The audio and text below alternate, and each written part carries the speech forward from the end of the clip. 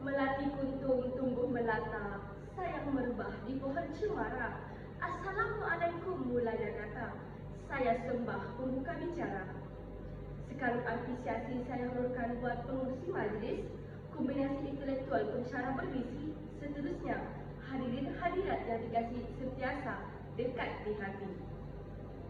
Sebelum saya meneruskan kata, ingin saya memperkenalkan diri saya terlebih dahulu. Nama diberi Nur Khadijah binti Suib daripada kelas PKK 3621 dan saya ingin mengeratkan silaturahim dengan satu persoalan. Apa kabar sidang Dewan Berbisi pada hari ini?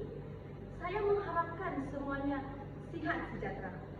Adakah sesiapa yang lebam luka sana sini? Alhamdulillah, moga Allah terus melindungi kita seisi keluarga. Namun, pada 18 Oktober 2018 telah tular di media sosial dan berita TV3 yang menunjukkan satu rakaman video kakak-kakak yang menjadi mangsa pengabaian dan penderaan sebuah taska di Taman Melati Sentul.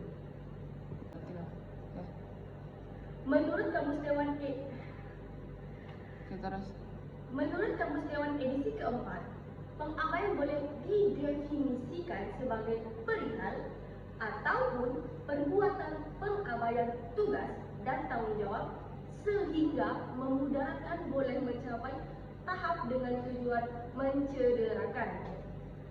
Tuntasnya, pada hari ini naluri kemanusiaan saya telah menarik saya sendiri untuk sama-sama berkongsi dan menyuntik semangat untuk kita mengangkat isu ini agar ditangani segera oleh semua pihak dan bukannya dipandang remeh.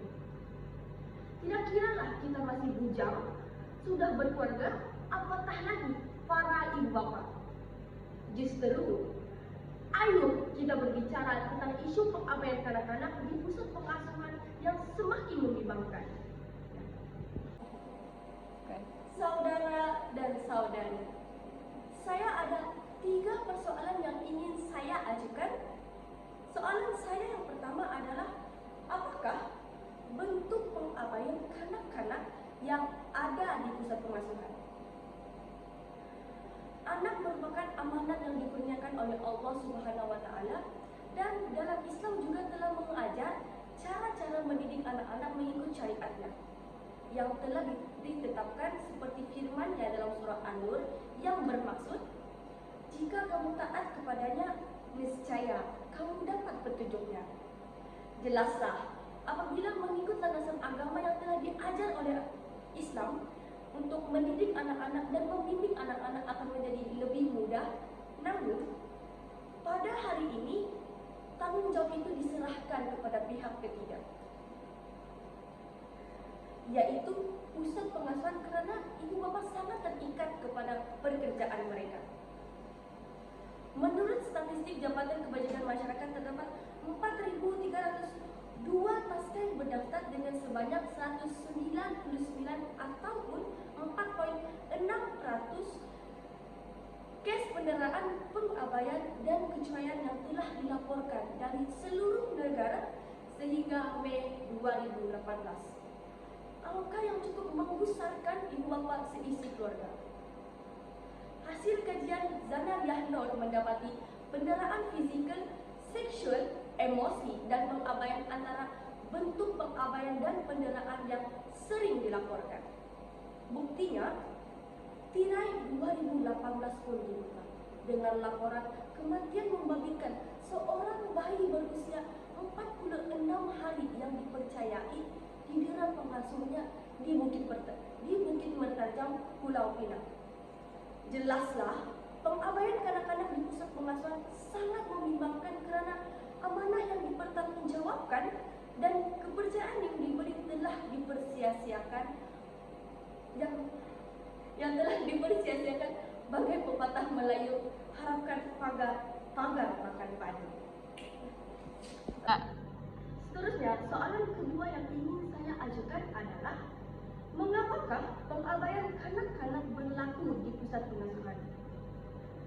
Hasil kajian alami pada tahun 2012 mendapati bahwa faktor sosial ekonomi merupakan salah satu satu faktor dominan penglibatan kanak-kanak dalam kes penderaan dan penganiayaan. Hal ini kerana didapati bahawa terdapat korelasi antara status sosioekonomi rendah dengan cara mendidik kanak-kanak. Malah dikenal pasti bahawa terdapat 3 tingkah laku umum yang mempengaruhinya, iaitu mereka berusaha mencari kepuasan emosi dengan mendera kanak-kanak, tidak sabar dengan sifat anti praktis kanak-kanak, dan kawan ibu bapa yang bersifat kaku. Buktinya, pada 5 Julai 2018, seorang bayi lelaki yang bernama Adam Raikal Muhammad Sufi yang berusia 5 bulan yang mayatnya ditemui di dalam peti sejuk rumah pengasuhnya di Batu Cafe maut akibat kecederaan di bahagian kepala. Jelaslah, isu ini boleh berlaku akibat status sosioekonomi dan cara mendidik anak-anak.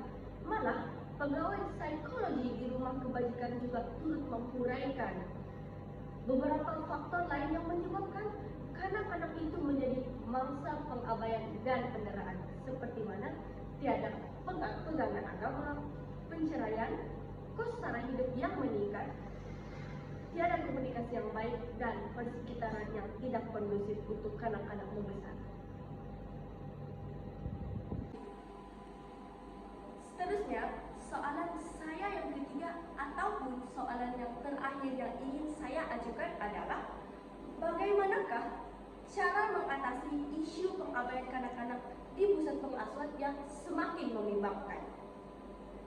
Yaitu, kerajaan akan berunding dengan syarikat utility dalam masa yang terdekat bagi membantu meringankan kos operasi pusat asuhan kanak-kanak yang dilihat agak tinggi. Kata Timbalan Menteri Pembangunan Wanita, Keluarga dan Masyarakat semasa berucap pada majlis penutupan Festival Kanak-kanak 2018, begitulah komitmennya pihak kerajaan Malaysia baharu dalam menangani isu pengabaian kanak-kanak di pusat pengasuhan yang semakin hari semakin membimbangkan.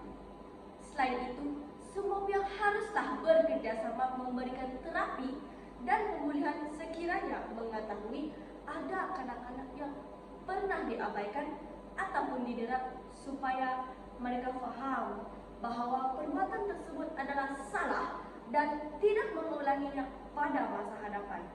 Bak kata pepatah Melayu, sesal dahulu pendapatan, sesal kemudian tidak berguna.